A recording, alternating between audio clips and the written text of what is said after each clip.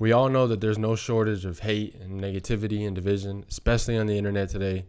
So for today's episode of Mental Health Monday, we're going to talk about a few topics related to that craziness and also a few reasons why I think we could and should change the way that we interact with each other. Let's jump right into it.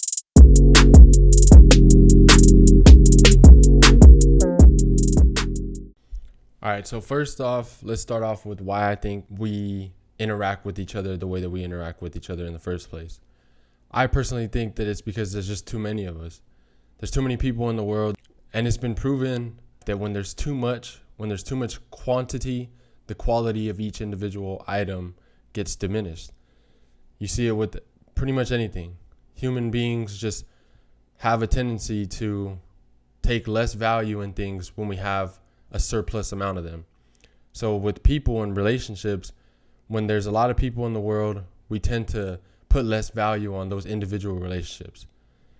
I see it myself for sure. I've gone through a period where I kind of don't really care if I have to cut people off in life. And I feel like a lot of people have that mentality, that cutoff mentality.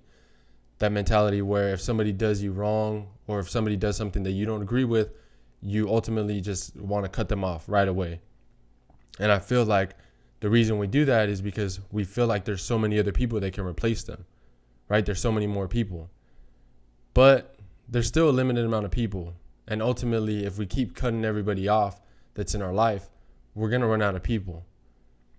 So I don't want to continue on that path. I don't want to continue on the path that anytime that I don't agree with somebody or I have a disagreement or an argument, that I just cut somebody off. Now, don't get me wrong that there are some people in life that you're just not going to mix well with, and it's better for you guys to part ways. Or maybe there just needs to be a limit on your guys' relationship. But it doesn't mean you have to cut each other off completely. And it doesn't mean that you guys can't benefit from each other's relationship. You guys can both still benefit. You just have to set boundaries. You're going to have friends that you can trust with certain things and other friends that you can only trust with other things. You know, there's going to be a limit on those things. But I still think that we can find a way to get along with each other. At the very least, be amicable about things. It doesn't have to have this like cancel or hate culture where anybody that you disagree with automatically becomes the enemy. So the next reason I think that people have this relationship with each other nowadays is because we've failed to take the time. We've failed to put the effort in to look at other people's perspectives. Anytime that something happens, anytime that somebody disagrees with you, you automatically cut them off. You don't listen to them. You don't look into their perspective. You don't understand the context behind what they're saying. You know, sometimes people cut people off based off of one sentence they say, off of one phrase, one opinion that they have on one topic, and you automatically cut them off. Well, you don't understand the context. If you only listen to one sentence, you don't understand the context to where that sentence is coming from. And you don't even understand if that sentence even means what you thought it means. It could mean something completely different. This person could be coming from a different culture, a different background, a different lifestyle. They could have been raised differently to where words literally mean differently. They don't have that same sensation when they say certain words that you do. So having a conversation and listening and getting more information before you automatically make your opinion, that's a way that we can look into people's perspectives. Now, I'll give you an example. I'm a truck driver, and so I make deliveries. Most of the time I deliver to Lowe's and Home Depot. So oftentimes when I make my deliveries, I have to deal with people, right? I have to do paperwork. I always have to get my load signed for. So one time I'd say about 2 months ago, I show up to a Lowe's that I deliver to pretty frequently, and my appointment's at 11 a.m. It's maybe 9:30, so I'm about an hour and a half early. So I walk in and I go to shipping and receiving, and I'm about to check in, and as soon as I ring the buzzer, somebody opens the door and yells 11 a.m., right? And it was the lady. I guess she's the manager. So she yells 11 a.m. Pretty rude, pretty aggressively. So I'm like, you know what? Like I myself can't understand how somebody can talk to a stranger like that. But hey, that's me, right? So she basically just tells me like, your appointment's not till 11. You have to wait, blah, blah, blah. And, I kind of got upset with the way that she interacted with me. So I kind of didn't really pay much attention to anything else that she said.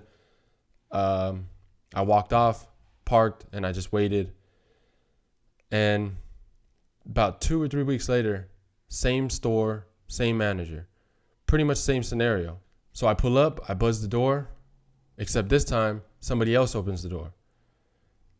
But the same thing, I start interacting with this person, and then the same lady, the manager, walks behind from a different office, and she yells literally the same thing. She yells out, he's not supposed to be here until 11 o'clock. Right? So then immediately I'm like, you know what? Like, this is the second time. I'm already having all these thoughts go through my head, but then I catch myself.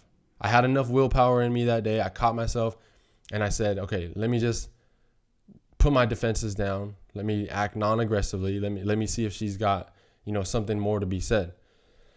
So I just tell her, hey, you know what? I'm sorry. I didn't know my appointment was till later.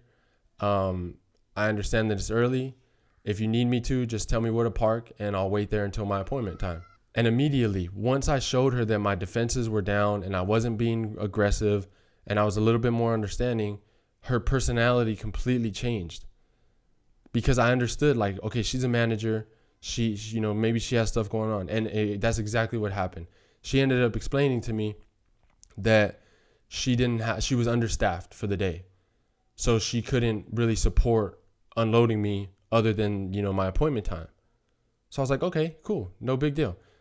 No, I don't agree with the way that she responded to me initially. I think that, obviously you can handle that situation better. But I understand when human beings, when we get emotional, and it's hard sometimes. I have kids, I understand. I have kids. I understand how it can be to be flustered with a bunch of stuff going on at one time. So I understood where she was coming from. Boom.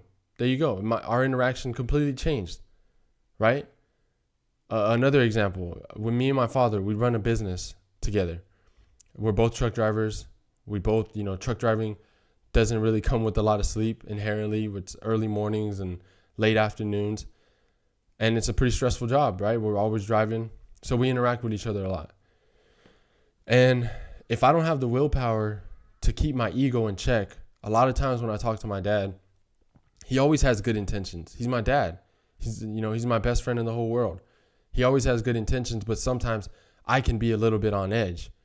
And something that he says that I can understand as, attacking my ego, or like saying that maybe I didn't do something good enough or whatever. It could be completely different from his intentions.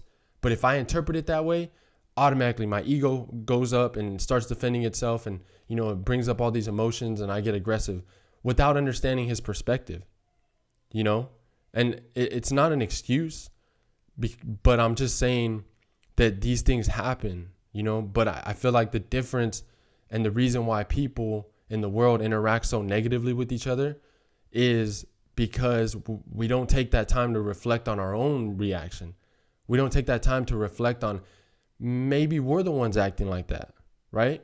Maybe we're the problem. Maybe we're the one that's maybe a little agitated. Maybe our ego is a little bit more active than it should be.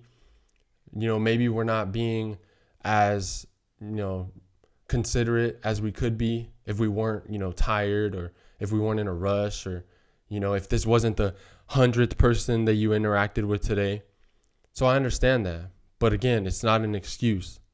It's still our responsibility to take control of our actions, to take control of how we interact with each other.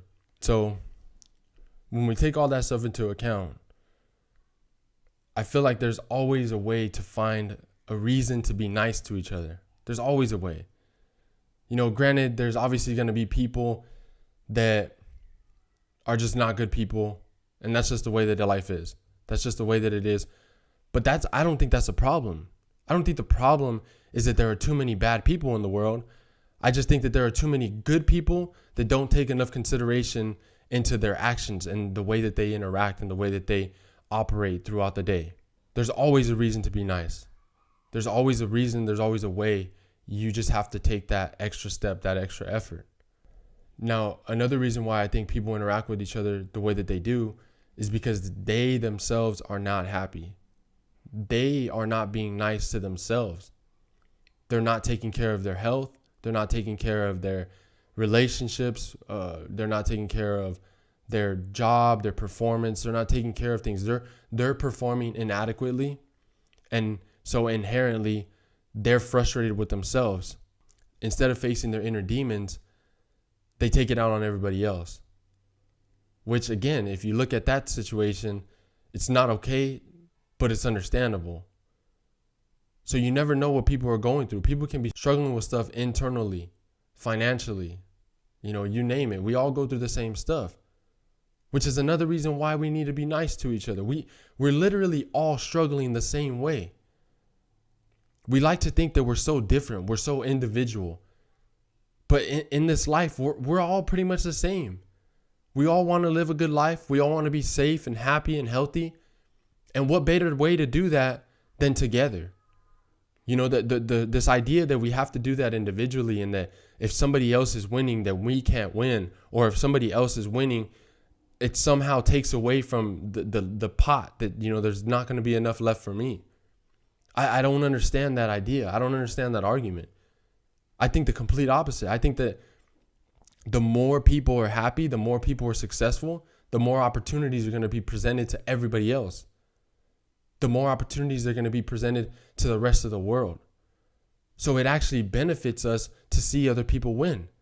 Because if they're winning, you never know what opportunities can be presented by them for you later on, or by the person that you know next to you, or by another family member, or whatever. I mean, it's a big world, but it's also a small world. And other people winning can ultimately affect the way that your life is run and operated as well. Now, along with that idea, I'll give you another reason why you shouldn't be so quick to judge other people, because you don't know their intentions or their level of maturity, right? So, for me personally, when I was younger, as a man growing up, I was very, very insecure and very intimidated by pretty much all other guys.